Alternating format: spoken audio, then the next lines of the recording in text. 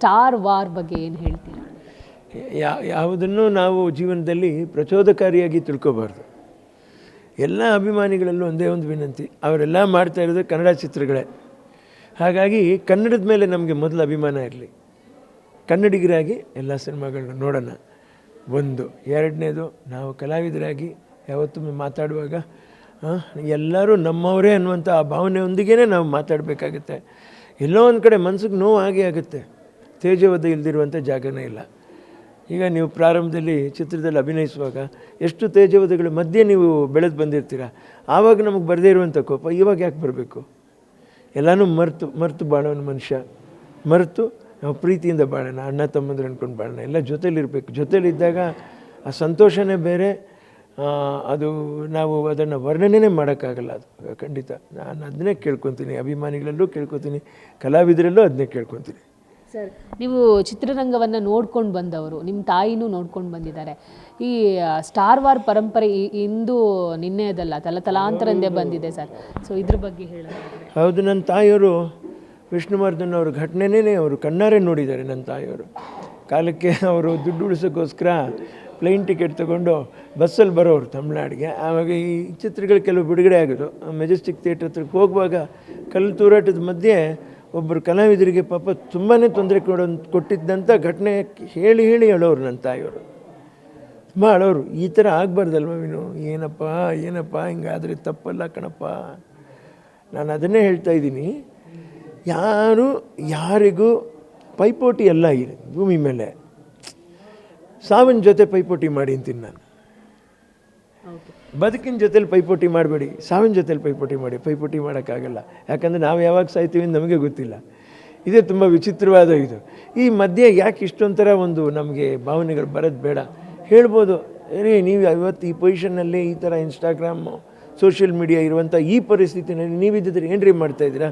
ಎಗರ್ತಾ ಇಲ್ವ, ಕುಣಿತಾ ಇಲ್ವ? ಬಹುಶಃ ಡ್ಯಾನ್ಸ್ ಮಾಡಿ ಎಗರಿರ್ಬೋದು, ಕುಣಿದಿರ್ಬೋದು ಹೊರತು ಮಾತುಗಳಲ್ಲಿ ಜಾಸ್ತಿ ಕುಣಿದಿಲ್ಲ ವಿನೋದ್ ರಾಜ್. ಯಾಕಂದ್ರೆ ನನ್ನ ತಾಯಿಯವರು ಅಂಕುಶ ಹಾಕಿ ಇದನ್ನು ಹೋಗಬಾರ್ದು, ಎಲ್ಲೇ ಬಿಟ್ಟು ಅಂತಂತ ಹೇಳ್ಬಿಟ್ಟು ಹೊಡಿತಾರಲ್ಲ, ಮಳೆ ಯಾಕೆ ಆ ಥರ ಹೊಡೆದಿಟ್ಬಿಟ್ಟಿದ್ದಾರೋ ಏನೋ ಗೊತ್ತಿಲ್ಲ. ಅಷ್ಟೇ ಅದರಿಂದ ಹಂಗಿದ್ದೀವಿ ನಾವು ಅಷ್ಟೇ. ಸರ್, ಇಬ್ಬರ ಸ್ನೇಹ ಹೆಂಗಿತ್ತು ಅನ್ನೋದನ್ನು ನೀವು ನೋಡಿದ್ದೀರಿ. ದರ್ಶನ್ ಸರ್ ಆಗಿರ್ಬೋದು, ಸುದೀಪ್ ಸರ್ ಅವರ ಬಾಂಧವ್ಯ ಹೇಗಿದೆ ಅನ್ನೋದನ್ನು ನೀವು ನೋಡಿದ್ದೀರಿ. ಈಗಿನ ಇದನ್ನು ನೋಡಿದ್ದೀರಾ. ಸೊ ನೀವೇನು ಇಬ್ಬ ನಟರಿಗೊಬ್ಬ ಹಿರಿಯರಾಗಿ ಏನು ಹೇಳ್ತೀರಾ? ಏನೂ ಇಲ್ಲ. ಇಬ್ಬರು ಎಲ್ಲಿ ಕೋಪ ಜಾಸ್ತಿ ಇರುತ್ತೆ ಅಲ್ಲಿ ಪ್ರೀತಿ ಜಾಸ್ತಿ ಇರುತ್ತೆ. ಇಬ್ಬರ ಮೇಲೂ ಕೋಪ ಇಲ್ಲ, ಇದೇ ಸತ್ಯ ಅಷ್ಟೇ. ಇಬ್ಬರು ನೋಡಿ, ನೀವು ಒಂದಲ್ಲ ಒಂದು ದಿವಸ ನನ್ನ ಮಾತು ಸುಳ್ಳಾಗಲ್ಲ. ಎಲ್ರಿಗಿಂತ ಜಾಸ್ತಿ ಅವರು ಗಲಸ್ಯ ಕಂಠಸ್ಯ ಆಗೋಗ್ಬಿಡ್ತಾರೆ. ಏನು ಮಾತಾಡುವಾಗಿಲ್ಲ, ಅವರು ಪ್ರೀತಿ ಮಾಡ್ಕೋತಾರೆ. ನೀವು ಹೀಗೆಲ್ಲ ಹಾಗೆ ಅಂತ ಹೇಳೋದಕ್ಕೆ ನಮಗೆ ಅನುಭವ, ಆಮೇಲೆ ಪರಿಸ್ಥಿತಿಗಳ ಒಂದು ಇದ್ರ ಮೇಲೆ ನಾವು ಹೀಗೆ ಸರಿ ಹಾಗೆ ಸರಿ ಅಂತ ಹೇಳೋಕ್ಕಾಗಲ್ಲ. ಒಂದೆಲ್ಲ ಖಂಡಿತ ಅದು ತಕ್ಷಣದಲ್ಲೇ ಅವರು ತುಂಬ ಪ್ರೀತಿಯಿಂದ ಸೇರ್ಕೊ. ಎಲ್ಲದಕ್ಕೂ ಬೆಳೆಯೋಕ್ಕೆ ಅದೊಂದು ಸಮಯ, ಆ ಬೆಳವಣಿಗೆ ಆಗೋಕ್ಕೆ ಅದೊಂದು ಸಮಯ. ಈಗ ನಿಮ್ಗೆ ಗೊತ್ತಾಗ್ತಾ ಇದೆಯಾ? ಒಂದು ಗಿಡ ನೀವು ಕಷ್ಟಪಟ್ಟು ಸಾಕಿರ್ತೀರ, ಏನೊಂದು ಸ್ವಲ್ಪ ಕಾಯಿಲೆ ಬಂದು ಒಂದು ಗೆಲ್ಲು ಒಣಗೋಗ್ಬಿಡುತ್ತೆ. ಅದು ಸ್ವಲ್ಪ ಸಮಯ ಬೇಕು ತಿರುಗಿ ಚಿಗುರಿ ಹಸಿರಾಗೋಕ್ಕೆ. ಹಾಗೆ ಇವ್ರ ಪ್ರೀತಿ ಚಿಗುರಿ ಹಸಿರು ಆಗೇ ಆಗುತ್ತೆ. ಇವರು ಒಳ್ಳೆಯ ಸ್ನೇಹಿತರಾಗೇ ಇರ್ತಾರೆ. ಕನ್ನಡ ಚಿತ್ರರಂಗ ಬಹುಶಃ ನನಗನ್ನಿಸ್ತದೆ ಈ ಕಾಂತಾರ ಮತ್ತು ರಾಜ್ ಬಿ ಶೆಟ್ಟಿ ಅವ್ರದ್ದು ಸುಪ್ರಂಸೋ ಇದೆಲ್ಲ ನೋಡಿದಾಗ, ಅಥವಾ ನಮ್ಮ ಟೈಗರ್ ಪ್ರಭಾಕರ್ ಅವ್ರ ಮಗಂದು ಮಾದೇಶ, ಇನ್ನೂ ಸುಮಾರು ಚಿತ್ರಗಳು ನನಗೆ ಬೆರಳೆನಿಸುವಷ್ಟು ನಮಗೂ ಕಷ್ಟ ಆಗ್ತಾಯಿದೆ ಅದನ್ನು ಇದು ಮಾಡ್ಕೊಳ್ಳೋಕೆ. ಆದರೂ ಕೂಡ ನಾನು ಹೇಳ್ತಾ ಇದ್ದೀನಿ, ಕನ್ನಡ ಚಿತ್ರರಂಗ ಒಂದು ಹಂತಕ್ಕೆ ಖಂಡಿತ ಮೇಲೆ ನಿಂತೇ ನಿಲ್ಲುತ್ತೆ, ಒಳ್ಳೆಯದಾಗಿ ಆಗುತ್ತೆ. ಸರ್, ಈಗ ಪೈರಸಿ ವಿಚಾರವಾಗಿ ಸ್ಟೇಜ್ ಮೇಲೆ ಹೇಳಿರೋದು ಅಂತ ಸುದೀಪ್ ಸರ್ ಹೇಳ್ತಾ ಇದ್ದಾರೆ. ಬಟ್ ಪೈರಸಿ ಅನ್ನುವಂಥ ಒಂದು ಪದನ ಅಲ್ಲಿ ಬಳಸದೇ ಇರೋದು ಅಭಿಮಾನಿಗಳಲ್ಲಿ ಎಲ್ಲೊಂದು ಗೊಂದಲ ಸೃಷ್ಟಿಯಾಗಿರೋದು. ಅವರ ಹೇಳಿಕೆ ಬೆನ್ನಲ್ಲೇ ವಿಜಯಲಕ್ಷ್ಮಿ ಅವರು ಇನ್ನೊಂದು ಸ್ಟೇಜಲ್ಲಿ ನಿಂತ್ಕೊಂಡು ಯಾರು ಇಲ್ಲದಾಗ ಈ ಥರ ಮಾತಾಡ್ತಾರೆ, ಇದ್ದಾಗ ಬೆಂಗಳೂರಲ್ಲೇ ಇರೋಲ್ಲ ಅನ್ನುವಂಥ ಒಂದು ಸ್ಟೇಟ್ಮೆಂಟ್ ಕೊಟ್ಟಿರೋದು. ಇನ್ನೊಂದು ಕಡೆ ಸುದೀಪ್ ಅವರು ಯುದ್ಧಕ್ಕೆ ಸಿದ್ಧ, ಮಾತಿಗೆ ಬದ್ಧ ಅನ್ನುವಂಥ ಒಂದು ಕಂಟೆಂಟ್ ಕೊಟ್ಟಿರೋದು. ಇದೆರಡನ್ನು ಗಮನಿಸಿದಾಗ ಎಲ್ಲೋ ಒಂದು ಕಡೆ ಕನ್ನಡ ಚಿತ್ರರಂಗ ಚಿತ್ರಕ್ಕಿಂತ ಜಾಸ್ತಿ ಈ ಥರ ವಿಷಯಗಳಲ್ಲೇ ಸದ್ದು ಮಾಡ್ತಾ ಇದೆಯಾ? ಇಲ್ಲ, ಆಗಲಿಕ್ಕಿಲ್ಲ, ಆಗಲ್ಲ. ಅದು ಏನಾಗಿದೆ, ಮಾತಾಡಿದ್ರೆ ಹೋಯ್ತು, ಮುತ್ತು ಹೊಡೆದ್ರೆ ಹೋಯ್ತು ಅಂತ ಮಾತಾಡುವಾಗ ಗ್ರಾಮರ್ ಎಲ್ಲಿಗೆ ಬರುತ್ತೆ? ಯಾವ ಮಾತು ನಾವು ಮಾತಾಡಲಿಲ್ಲ ಅಂದರೆ ಏನಾಗುತ್ತೆ, ಮಾತಾಡಿದ್ರೆ ಏನಾಗುತ್ತೆ? ಈ ಎರಡು ವಿಷಯಗಳ ಮಧ್ಯೆ ಆಗಿರ್ತಕ್ಕಂಥ ಒಂದು ಸಣ್ಣ ಒಂದು ಇದು ಅದು ಅಷ್ಟೇ. ಎಂಥ ಮಹಾನ್ ದೇವತೆಗಳು, ದೇವರುಗಳೇ ತಪ್ಪು ಮಾಡಿಲ್ವೇ?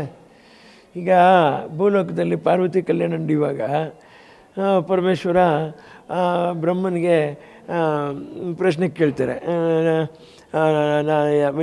ನಿನ್ನ ಯಾವ ದಿಕ್ಕಿನಿಂದ ನೀನು ಕೊಡೋದು? ನಾನು ನನ್ನದಾದ ಈಶಾನ್ಯ ದಿಕ್ಕಿನಿಂದ ಕೊಡಲೇ, ಅದು ಕೊಡಲೇ, ನಿನ್ನ ಕೈಲಿರೋದು ಇಷ್ಟೇ ದಿಕ್ಕುಗಳು ಕಣೋ, ದಿಕ್ಕುಗಳಿಗೂ ಇದಾದವನು ನಾನೇನೆ ಅಂತ.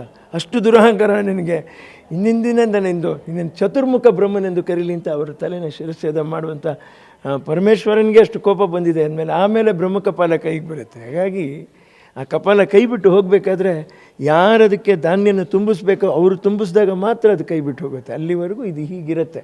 ಇದು ಪರಿಸ್ಥಿತಿಗಳು ನಾವು ಅರ್ಥ ಮಾಡ್ಕೋಬೇಕು. ಯಾರು ತುಂಬಿಸ್ತಾರೆ ಸರ್ ಧಾನ್ಯನ? ಅಭಿಮಾನಿಗಳು ತುಂಬಿಸ್ಬಿಡ್ತಾರೆ, ಬನ್ನಿ. ಕಾಲ ನಿಯೋಜಕ ನಟರಾಜ ಅವನೇ ತುಂಬಿಸ್ತಾನೆ, ಬನ್ನಿ. ಸರ್, ಕೊನೆಯದಾಗಿ ಚಿತ್ರರಂಗದ ಬಗ್ಗೆ, ಶಿವಣ್ಣನ್ 45 ಸಿನಿಮಾ ರಿಲೀಸ್ ಇದೆ, ಇನ್ನೊಂದೆಡೆ ಮಾರ್ಕ್ ರಿಲೀಸ್ ಇದೆ. ಶಿವಣ್ಣನ ಗೆಟಪ್ ಬಗ್ಗೆ ಏನು ಹೇಳ್ತೀರಾ? ನನಗೆ ನಗು ಬಂದ್ಬಿಡ್ತು ಒಂದ್ಸರಿ, ಭಾರಿ ಮುದ್ದಾಗಿ ತುಂಬ ಚೆನ್ನಾಗಿ ಕಾಣಿಸ್ತಾ ಇದ್ದಾರೆ. ಇರಲಿ, ಏನೋ ಒಂದು ಮಾಡಿರ್ತಾರೆ, ಒಂದು ವಿಭಿನ್ನವಾಗಿರುತ್ತೆ ಪ್ರೆಸೆಂಟೇಷನ್ನು. ನನಗೇನು ಸಂತೋಷ, ಅವರು ಹೋಗಿ ಆರೋಗ್ಯವಾಗಿ ಬಂದು ಗುಣಮುಖರಾಗಿ ಮತ್ತೆ ಅದೇ ಹುಮ್ಮಸ್ಸೊಂದಿಗೆ ಮಾಡ್ತಾ ಇದ್ದಾರಲ್ಲ, ಅದು ಭಾರಿ ದೊಡ್ಡದು. ಅದನ್ನು ನಾವು ಅಪ್ರಿಷಿಯೇಟ್ ಮಾಡಬೇಕಾದ್ದು. ಎಲ್ಲಿನೂ ಎದೆಗುಂದಿದ್ದೀರ ಅವರು, ಯಾವಾಗಲೂ ಅದೇ ಹುಮ್ಮಸ್ಸಲ್ಲಿ ನಾನು ಮಾಡ್ತೀನಿ, ಏನಪ್ಪ ನೆಕ್ಸ್ಟ್ ಏನು ಮಾಡಬೇಕು ಅನ್ನುವಂಥ ಆ ಹುಮ್ಮಸ್ಸಿದೆಯಲ್ಲ, ಆ ಹುಮ್ಮಸ್ಸೇ ಅವರಿಗೆ ಮತ್ತೆ ಅದೇ ಚಿತ್ರರಂಗದಲ್ಲಿ ಅದೇ ಅವಕಾಶಗಳು ಅವರು ಗಳಿಸ್ಕೊಂಡು ಅವ್ರು ಮಾಡ್ಕೊಂಡು ಹೋಗ್ತಾ ಇದ್ದಾರೆ. ಒಳ್ಳೆಯದಾಗಲಿ, ಎಲ್ಲ 2 ಚಿತ್ರಕ್ಕೂ ಒಳ್ಳೆಯದಾಗಲಿ. ನಾನು ಕಾಂಪೀಟ್ ಮಾಡಬೇಡಿ. ಬೇರೆ ಭಾಷೆಗಳೆಲ್ಲ ನೀವು ನೋಡಿದಾಗ ಆರ್ಡರ್ ಸಿನಿಮಾ ರಿಲೀಸ್ ಆಗುತ್ತೆ. ಇದು ಆಪೋಸಿಟ್ ಮಾಡಿಕೊಂಡು ಮಾಡೋದ್ರ ಬದಲು ನೋಡಿ ಒಂದು ಗ್ಯಾಪ್ ನೋಡ್ಕೊಂಡು ಕರೆಕ್ಟಾಗಿ ಇದು ಮಾಡಿಕೊಂಡು ವ್ಯವಸ್ಥೆ ಮಾಡಿಕೊಂಡು. Okay sir.